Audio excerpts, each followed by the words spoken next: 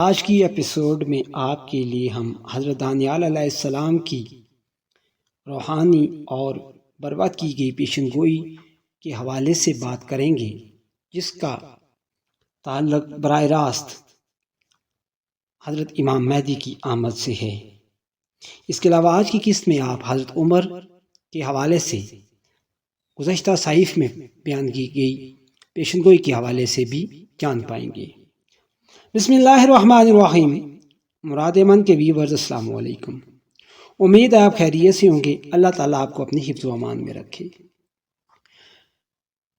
Dear viewers, آج ہم حضرت امام مہدی علیہ السلام کی دنیا پر آمد کے حوالے سے اگلی قسط میں آپ کے روبرو ہیں، اور اگر آپ اس چینل پہ آج نئے ویور ہیں تو کائنڈلی اس کو سبسکرائب کر لیں اور بیل آئیکن کو آل پہ لگا دیں۔ ویڈیو اچھی لگے تو لائک ضرور کیجیے گا اور کمنٹ سیکشن میں اپنی قیمتی آراء سے ضرور نوازیں، اور بہت شکریہ ان دوستوں کا جو اس سلسلے کی اقساط پر اپنے کمنٹ کرتے رہتے ہیں۔ اللہ پاک آپ سب کو جزائے خیر عطا فرمائے، آمین۔ حضرت دانیال علیہ السلام بنی اسرائیل کے مقدس پیغمبر تھے۔ جب یہود کی بدعمالیوں کی پہلی سزا کے طور پر اللہ تعالیٰ نے بخت نصر بادشاہ کو ان پر مسلط کیا اور اس نے عراق سے آ کر یروشلم کو تاراج کر ڈالا، ہیکل سلیمانی کی اینٹ سے اینٹ بجا دی، تو رات کے نسخے جلا ڈالے، یہود کا قتل عام کیا، شہر کو برباد و ویراں کر دیا، باقی ماندہ بچے کچھ یہودیوں کو غلام بنا کر اپنے ساتھ بابل لے گیا۔ تو جس زمانے میں یہود وہاں غلاموں کی زندگی گزار رہے تھے، اللہ تعالیٰ نے ان پر رحم کھاتے ہوئے اس عذاب سے نجات کے لیے ان میں کچھ ایسے نئے کام کیے، جن میں سے ایک انبیاء کا دوبارہ سے نزول ان پر شروع کیا۔ انہی انبیاء میں سے ایک حضرت دانیال علیہ السلام تھے۔ حضرت دانیال علیہ السلام اپنے کرداری شخصیت میں سیدنا حضرت یوسف علیہ السلام سے گہری مماثلت رکھتے تھے۔ بنی اسرائیل کے ان دونوں پیغمبروں کو آغاز میں غلام بنا لیا گیا، اور پھر ایک اجنبی ملک میں اجنبی و مظلوم شخص کی حیثیت میں اللہ تعالیٰ نے اپنی قدرت کاملہ سے ان کی جسمانی پرورش اور روحانی تربیت کی، حتیٰ کہ وہ پیغمبر بننے کے ساتھ دنیاوی اعتبار سے بھی بڑے عہدوں تک پہنچے۔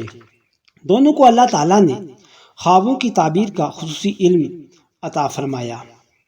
وہ مشکل حالات میں بھی لوگوں کو خدائے واحد کی طرف بلاتے، جبر و ظلم کے ماحول میں کلمت اللہ بلا خوف و جھجک کہتے رہے۔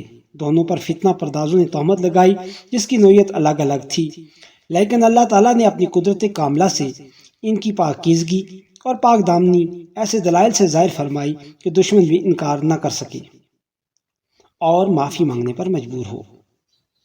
بخت نصر کے بعد نیبوشادنیزار بادشاہ ہوا۔ اس نے ایک خواب دیکھا جس کا مطلب سمجھنے میں وہ اتنا الجھ کر پریشان ہو گیا۔ اس نے ملک کے تمام مشہور نجومیوں کو، جادوگروں، کاہنوں اور مستقبل کا حال بتانے والوں کو جمع کر لیا اور خواب کی تعبیر پوچھی۔ جب علم کا بے جا دعویٰ کرنے والے سب عاجز آ گئے تو کسی نے اسے بنی اسرائیل کے دانشمند اور صاحب فہم نوجوان دانیال کی اطلاع دی۔ اس نے ان کو بلا بھیجا۔ حضرت دانیال علیہ السلام نے اللہ تعالیٰ سے فریاد کی کہ ان پر یہ علم مزید کھولا جائے اور اس خواب کی صحیح تعبیر انہیں سمجھا دی جائے۔ اللہ تعالیٰ نے ان کی یہ دعا قبول کر لی اور ان کے دل میں خواب کا صحیح مطلب القاء کر دیا۔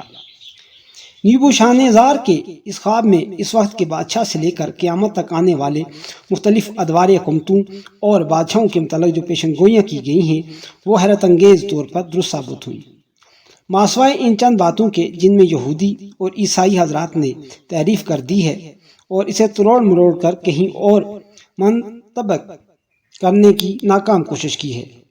حضرت دانیال علیہ السلام کے کلام میں آخری نبی خاتم النبیین صلی اللہ علیہ وسلم کے متعلق واضح پیشن گوئی ہے، اور یہ بھی ہے کہ ایک ابدی پیغام اور ہمیشہ قائم رہنے والا دین ظاہر ہوگا۔ اہل کتاب کی بدنصیبی کہ وہ حقیقت کا انکار اس وقت کرتے ہیں جب وہ ان کے سامنے واضح ہو جاتی ہے۔ سر دست ہمارا موضوع اس خواب میں سے عددی پیشن گوئیوں پر مشتمل دو حصے ہیں جو ہر دور میں بحث و تحقیق کا موضوع رہا ہے، اور اب تک ان کے ظہور کے دن افق سے ورے نہیں اورے دکھائی دیتے ہیں۔ اب آگے چلنے سے پہلے ایک واقعہ یہ بیان کرتے چلیں جسے ابن اسحاق اور کچھ دوسرے محدثین نے بیان کیا ہے۔ یہ حضرات فرماتے ہیں، حضرت عمر رضی اللہ تعالی عنہ کے دور میں جب دستور نامی شہر فتح ہوا تو فاتحہ فوج میں شامل صحابہ تابعین نے وہاں حضرت دانیال علیہ السلام کا مزار دریافت کیا۔ آپ کا جسم مبارک کو ایک تابوت میں بالکل اصل حالت میں بغیر کسی قسم کی تبدیلی و تغیر موجود تھا۔ ان کے سر پر کپڑے کا ایک خط تھا جس پر اجنبی زبان میں کچھ لکھا ہوا تھا۔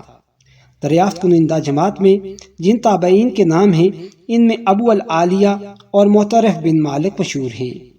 یہ حضرات یہ تحریر لے کر حضرت سیدنا حضرت عمر رضی اللہ تعالی عنہ کی خدمت میں پہنچے۔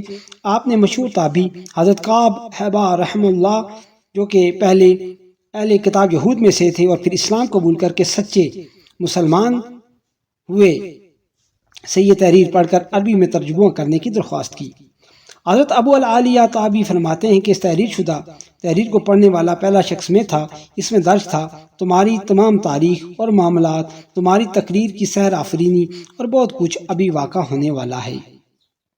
تو رات میں حضرت عمر رضی اللہ تعالیٰ عنہ کے بیت المقدس میں فاتحانہ داخلے کا بھی تذکرہ ہے۔ مثلا زکریا کی صورت میں یہ آیت دی ہوئی ہے، اے صہیون کی بیٹی خوشی سے چلاؤ، اے یروشلم کی بیٹی مسرت سے چیخو، دیکھو تمہارا بادشاہ آ رہا ہے، وہ عادل ہے اور گدھے پر سوار ہے، خچر یا گدھی کے بچے پر میں یوفریم سے گاڑی کو اور یروشلم سے گھوڑے کو علیحدہ کر دوں گا، جھنکے پر توڑ دیے جائیں گے، اس کی حکمرانی سمندر اور دریا سے زمین کے کنارے تک ہوگی۔ یہ واضح الفاظ ہیں، لیکن عیسائی اس سے حضرت عیسیٰ بن مریم علیہ السلام کے یروشلم میں تنہا مسافر کے حیثیت سے داخلے کو مراد لیتے ہیں۔ اونٹنی کو لفظ کو انہوں نے اس لیے گدھے سے تبدیل کیا، یہ حضرات ان کی دیدہ و دانستہ پیدا کردہ غلط فہمی ہے، اس لیے کہ مذکورہ پیشن گوئی میں اسلامی فتوحات اور حضرت عمر رضی اللہ تعالیٰ عنہ کا نام نہیں دیا گیا، لیکن فارسیوں اور رومیوں میں سے کوئی بھی حکمران ایسا نہیں گزرا جس نے فارس کے ساحل سے بحر متوسط اور بحیرہ تبریہ سے عدن تک پورے علاقے پر حکومت کی ہو۔ یہ حقیقت صرف حضرت عمر رضی اللہ تعالیٰ عنہ اور ان کے ساتھیوں پر صادق آتی ہے۔ اب ہم اصل واقعے کی طرف لوٹتے ہیں۔ بادشاہ نے حضرت دانیال علیہ السلام کو بلا بھیجا۔ جب یہ اس کے پاس پہنچے تو اس نے کہا، میں نے تیرے بارے میں سنا ہے کہ تو الہوں کی روح تجھ میں ہے اور نور اور دانش اور کمال حکمت تجھ میں ہے۔ حکیم اور نجومی میرے حضور حاضر کیے گئے تاکہ اس تحریر کو پڑھیں اور اس کا مطلب مجھ سے بیان کریں، لیکن وہ اس کا مطلب بیان نہیں کر سکے۔ اور میں نے تیرے بارے میں سنا ہے کہ تو تعبیر اور حل مشکلات پر قادر ہے، پس اگر تو اس تحریر کو پڑھے اور اس کا مطلب مجھ سے بیان کرے تو ارغوانی خلط پائے گا اور تیرے گردن میں زریں توق پہنایا جائے گا اور تو مملکت پہ تیسرے درجے کا حاکم ہوگا۔ تب دانیال علیہ السلام نے بادشاہ کو جواب دیا، تیرے انعام تیرے ہی پاس رہے اور اپنا صلہ کسی دوسرے کو دے، تو بھی میں بادشاہ کے لیے اس تحریر کو پڑھوں گا اور اس کا مطلب اسے بیان کروں گا۔ یہ تورات دانیال کہ جو باب ہے 5 اس کی آیات ہیں 3 تا 18 میں۔ اس کے بعد بادشاہ نے خواب سنایا اور حضرت نے اس کی تعمیر بتائی۔ اس میں دنیا کی تاریخ کے مختلف ادوار اور مختلف حکومتوں کے آغاز و انجام کے متعلق پیشن گوئیاں ہیں۔ ان میں سے جس پیشن گوئی کا تعلق ہمارے دور اور ہمارے زمانے میں ہزاروں سال بعد ایک خاص وقت کے قیام سے ہے، اس کا نام انہوں نے نفرت کی ریاست اور گناہوں کی مملکت رکھا ہے۔ اس ریاست کے قیام سے دنیا کے انجام کا آغاز ہوگا اور اس میں گناہوں کی بھرمار سے یہ آغاز اپنے انجام کی طرف بڑھے گا، اور یہی وقت 2 مقدس روحانی شخصیتوں جناب مہدی حضرت عیسیٰ بن مریم علیہ السلام اور 2 بڑے فتنوں الدجال الاکبر اور یاجوج ماجوج کے ظہور کا ہوگا۔ یہاں سے آگے اسی پیشن گوئی کے ساتھ ہم مزید باتوں کو آگے بڑھائیں گے، لیکن یہ سب ویڈیو میں طوالت سے بچنے کے لیے انشاءاللہ اگلی قسط میں کریں گے، اور مزید 3 ویڈیو کے لیے ہمارے ساتھ جڑے رہیے گا۔ آج کی قسط میں یہیں تک تھے، اجازت دیجیے، اللہ حافظ۔